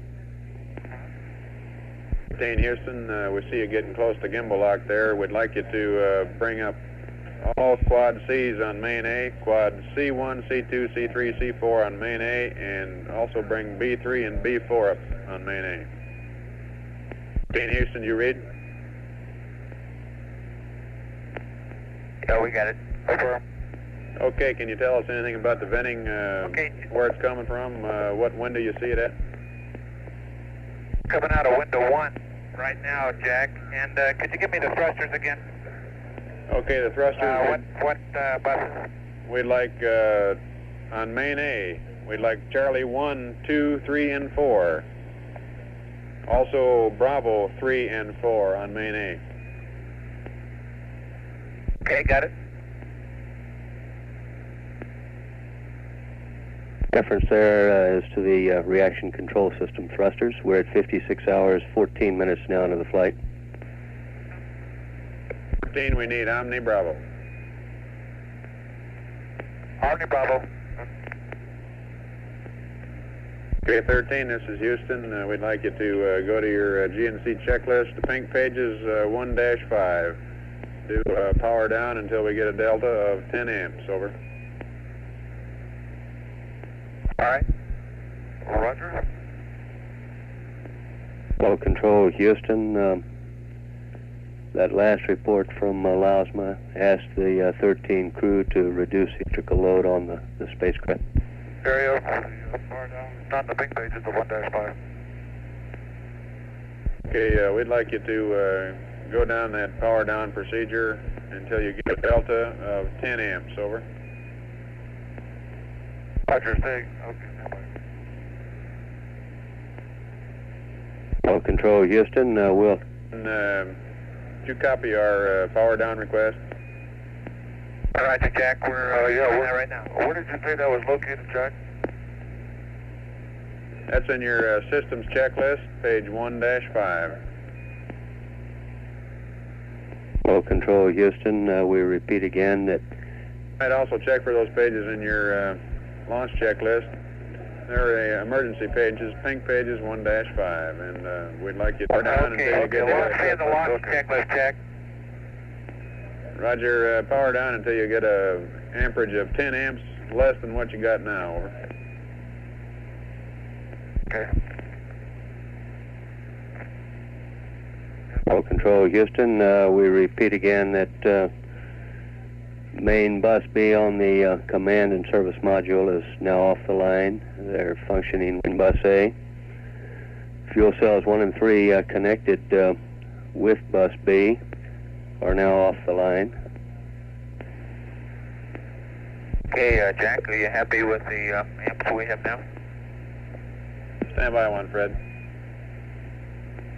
Okay, Jack, and on this page 1-5, we proceeded right down the list, all the way down, and we're right now at BMAG number 2 is in warm-up. Roger, we copy BMAG 2 in warm-up. We'll follow you through. Okay, and something is giving us the rates, Jack, both in pitch and roll. So I'm suspecting that maybe it's whatever it is that's bending back there. I've had to use direct in order to stabilize this, and as soon as I do, we're starting to pick up rates again. Can you pick up any jet firing? Stand by. Direction are your rates in, Jack? Negative pitch and negative roll. Roger. Okay, in Houston, we need to get some more instrumentation up. We'd like you to put inverter 1 on both AC buses, over. Okay. Okay, you got inverter 1 on both AC buses now. And Jack, one of the items that we turned off was all the fuel cell pumps. Okay, and you might let us know when fuel cell 2 needs its pump back. We ought to take care of that guy. Roger. Okay, Fred, we want fuel cell 2 pumps to AC 1, please. Fuel cell 2 to AC 1, Roger. Okay, it's on AC 1.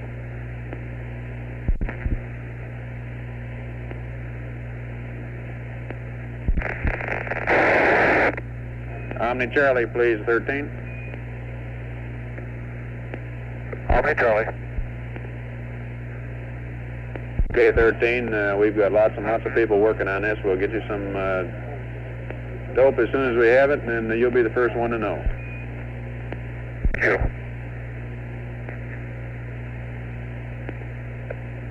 Okay, Jack, and the weird configuration we're sitting in now is we have the hatch installed. We still have the probe and drogue inside the command module. We're going to stay in this situation until you kind of give us an okay to reinstall the probe and drogue. Or if necessary, to use the LEM consumables.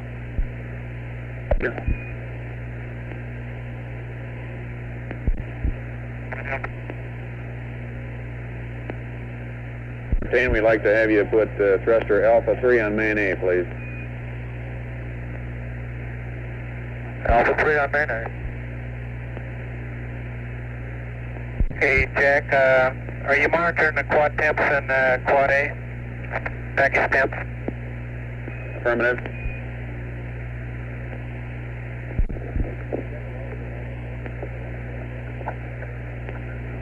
14, this is Houston. We'd like to power down just a little bit more, so let's get BMAG 2 off and make sure your lights are down, over.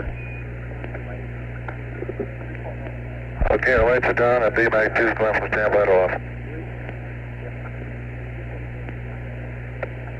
Yeah, BMAG is part of the SCS system on the Apollo command module. Of course, we're still attached to the lunar module, so this is less of a crucial item to power down at this time.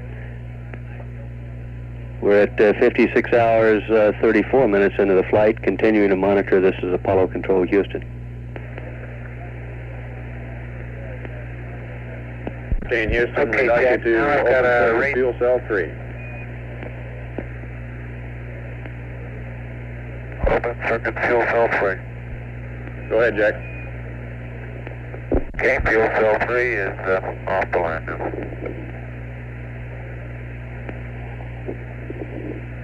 '13 Houston, we'd like you to turn all your Bravo thrusters off and put all your Delta thrusters on main A, please.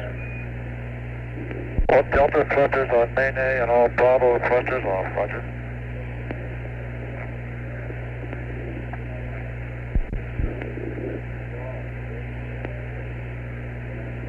'13 Houston, turn battery A off. That's fine. We were pulling Battery all the A time. off, roger. You have no transmit? I don't have any current now. It's off. It's off. Stick to the bus completely now.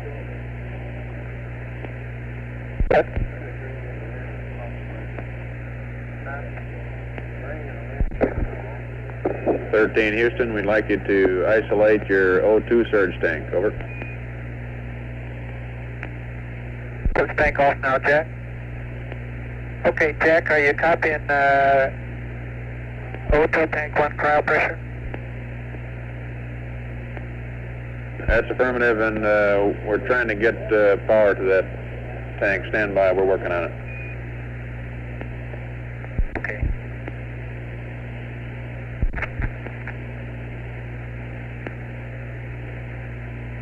Okay, we had a service module RCSB light check due to package temperature. Service module RCSB. We copy, no problem. Let's read to the lights we got on now. Cryo press, fuel cell 1, fuel cell 3, main bus B undervolt, soup compressor. We copy them, and we'd like to build up the pressure in O2 tank 1, so turn the heaters on manually. We'll watch the pressure for you. Okay, do you want to see, we're going to get a main bus A undervolt probably. Roger, we realize that. We feel we can stand 5 more amps on it. Okay. Okay, heater and tank 1 is on. 13 Houston, we'd like you to additionally bring on the fans in O2 tank 1, and we can stand the additional amperage on that. Okay, bring on the fans at O2 tank 1.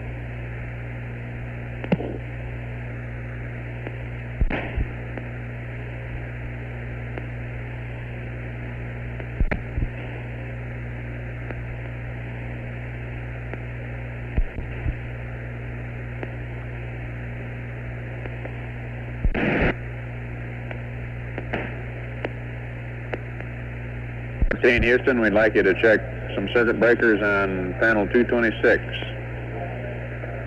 2 heater number 1, main A, and check the 3 cryo fan motors, tank 1, 3 phases.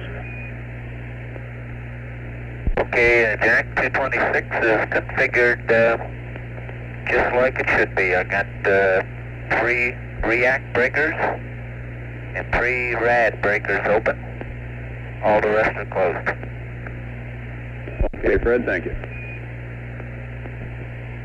Jack, looking outside, the number of particles has diminished greatly, almost ceased now, which indicates maybe what it was venting has almost stopped. Roger, Jack, thank you. We copy.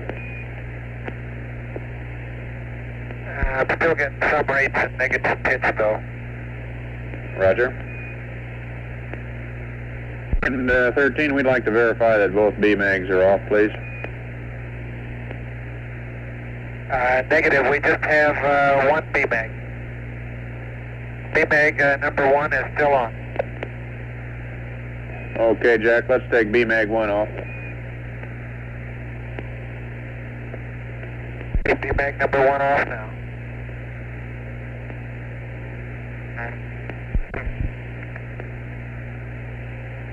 This is Houston. We'd like you to give us a survey of your displays on MDCs 1 and 2. Give us gauge readings and talkbacks. Over. Okay, we'll start with display number 1. Check on MPC 1. There is nothing abnormal. All the rate indicators are 0. Well, number 2 is frozen or partially lost main B. I've got ball number 1 appears to be working normally. Right now I'm sitting at roll 0, pitch 180, and yaw about 13 degrees. We're going to try and hold 0, 180, and 0. Okay, Houston, the center panel, I'm looking at the RCS indicator A. We have a package temperature of about 180. Our helium pressure is 3,900. I'm looking at fuel pressure of about 180 and percentage of about, I'd say 85%. P is about the same, except the package pressure is 190. Quad C, we're looking about the same, except that package temperature is 100. On Quad D, we're looking at package temperature of 160, all other indications about the same. CM pressure, RCS pressure is looking nominal, helium pressure is up around 4,000, and package temperature is about a little less than 80 on ring 1, and about the same on ring 2. All control, Houston. Back on the SMRCS, I've got helium 1 now are all gray, helium 2 are all gray, primary photon all gray, secondary photon I've got 2 barbapole and A is barbapole, D gray, C barbapole, and D gray. Okay, on the ECS radiators, barbapole is gray. On the ECS primary indicator.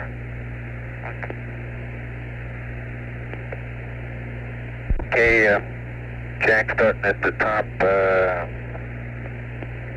the cryo tanks H2 1 is reading 230, and the same for 2. Our O2 cryo tank 1 is looks like it's barely holding its own at 300. Cryo tank 2 is reading zip. Our quantities, H21 is reading 73 to 74. On the O2 side, we're reading O21 quantity 76, O22 peg full scale high. At temps, primary inlet, we're reading about 55. Rad out is reading about 30. And secondary outlet is reading All control. 52 degrees. And the evap out temp 45, steam pressure 0.17, glycol discharge 48. Soup compressor is reading zip. The vacuum is reading 30. H2O waste is reading about 34. Portable is reading about 98. Secondary rad inlet is reading about 71. And the Rad out is about 30.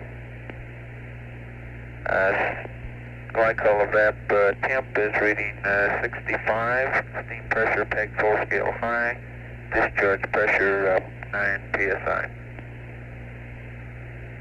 Excuse me, Fred, I'd like to butt in here a minute. We'd like to have thruster C1 off. One is off. And proceed. Okay. My last copy is secondary rad in. Okay. Your secondary rad in gave to you 72 degrees. The rad out's about 30. The glycol evap temp is reading about 65.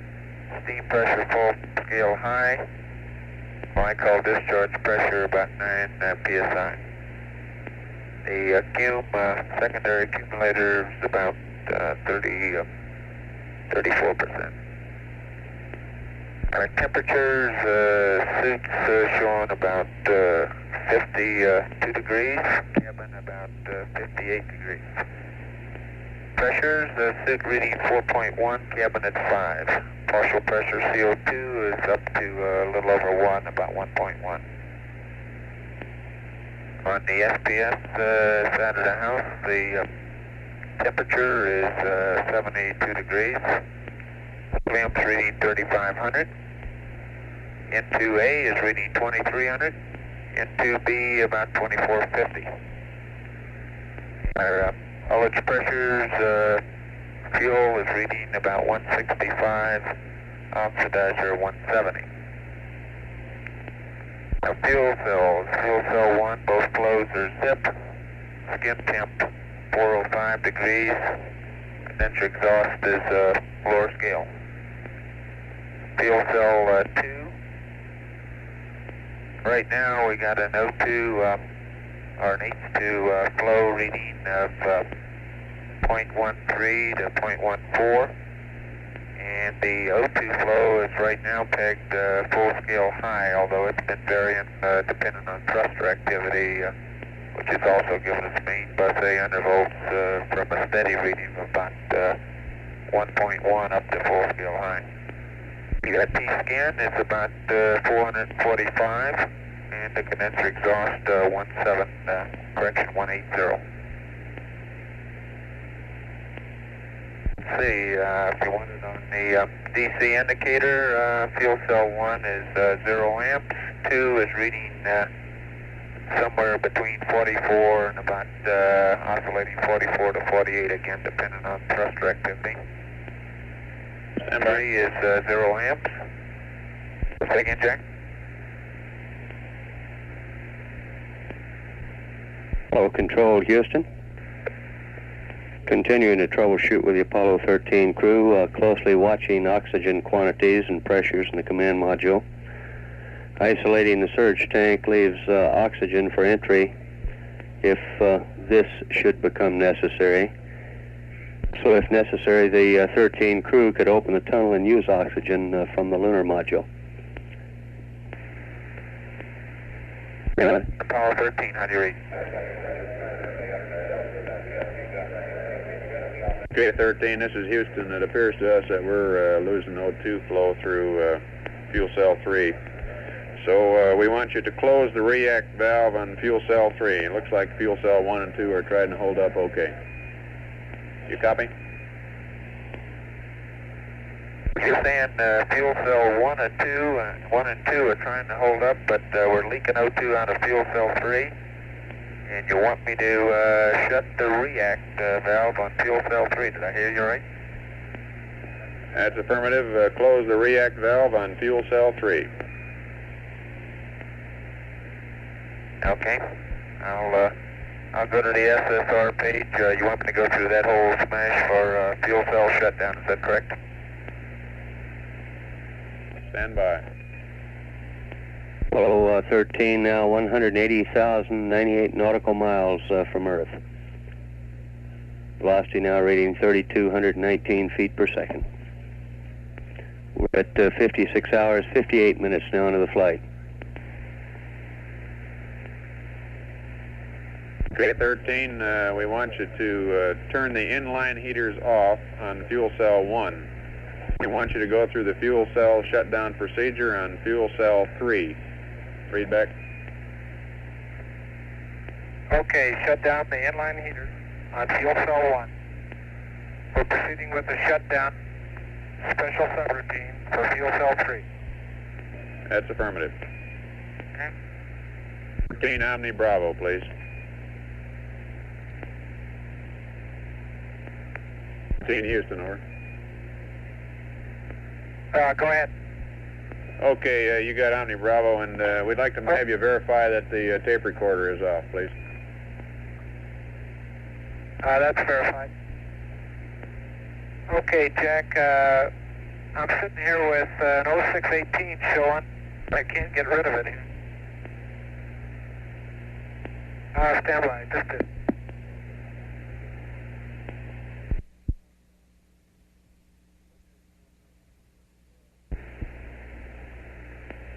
Okay, fuel cell 3 reactor off, Houston. Roger, Jim, thank you. Well, Control Houston, speaking from the spacecraft for most of that conversation has been module pilot Fred Hayes. We're at 57 hours, 1 minute, now to the flight. Okay, Jack, step 2, special subroutine 1 of the fuel cell procedures has been completed. Roger, thank you.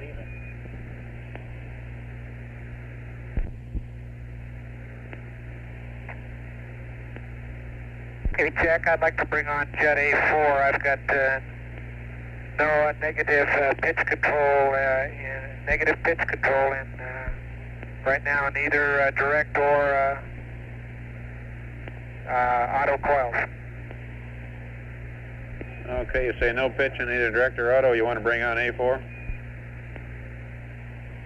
I got a positive pitch rate, and I can't stop it. Okay. Okay, Jack, bring A4 on, stop your pitch rate. Okay, that got it. And 13, we need Omni Charlie, please. Omni Charlie. And Fredo, we'd like to have you verify fuel cell reactants. Talkback is Barber Pole. That's firm. I watched it, and it went Barber Pole as I threw the switch. Roger. Well, flight controllers, I'm handing over to Glenn. I assume the majority of other team guys are pretty much briefed and up to speed as best we can. Now, what I'd suggest is the white team do two things. They go over the D-logs. Okay, Jack, let me give you a thruster configuration right now. Able 1, Charlie 1, Able 2 are off. Charlie 2, main A. All the thrusters that I call it are on main A. Baker 1 off, Dog 1 on. Baker 2 off, Dog 2 on. Able 3, Charlie 3, Able 4, Charlie 4 on. Baker 3 off, Dog 3 on. Baker 4 off, Dog 4 on. Okay, Jack, that thruster configuration looks okay. All right. Okay, do you want some readings from the systems test meter regarding fuel cells? Stand by one on that, Jack. Let me We've ask... got some incompatibilities here. Okay, 13, we'd like to have you give us those systems test readings on fuel cell 1 and 3, please. Okay, 1 and 3, come on up. Okay, Jack, 1A is reading lower scale, 0. B is reading 3.45. Okay, only one fuel cells, 1 and 3, okay, ignore that. 1B reading 1C is reading 3.4. 1D is reading 2.4. B is reading 0.25. Is that 2 Bravo, Fred? 2, Bravo. Is reading about 0.25 to 0.3. Let me get back with you, man, flight. We'll stand by on these readouts. This is Apollo Control Houston, 57 hours, 11 minutes. 4.1. We now show an altitude of 180,521 nautical miles. Here in Mission Control, we're now looking towards an alternate mission, swinging around the moon and using the lunar module power systems because of the situation that has developed here this evening. We now show a velocity of 3,210 feet per second. This is Apollo Control Houston.